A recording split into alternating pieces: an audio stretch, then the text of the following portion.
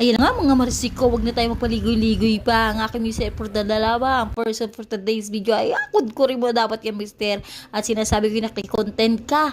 At yun nga sinasabi ko sa inyo mga Mars, walang kaalam-alam ang aking mister na kinukuhaan ko. At sinasabi ko sa inyo mag-iingat ka at hindi kita tatantanan habang may hawak kong cellphone kayo mag-iingat.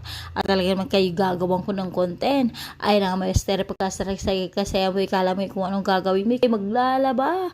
Lahat ng yan ay lalabahan mo at hindi pwedeng ako lagi ang patalo at kailangan ako manalong yung araw na rin at talagang maglilinis ka pati si Eric kailangan kudkurin mo at sinasabi ko sa iyo nakikita mo yan yung mga kalat na yan ay kailangan mo linisin at talagang manilumot na yung ating mansyon hindi na matapos-tapos at sinasabi ko sa inyo mga Mars baka gusto nyo mag-donate kahit hollow block like tatanggapin ko at yan nga talaga ang sinasabi ko sa iyo mister ay kailangan matapos na yung mansyon na yan at talagang ginada mo na.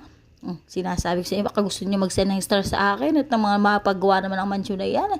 At talaga maabangan ninyo kung ano pang gagalawin ng asawa ko tuwing day off niya ay ganyan ang ginagawa. At talaga pumili ka ng asawa ng masipag, masinop at talaga namang gwapo pa daw siya kuno.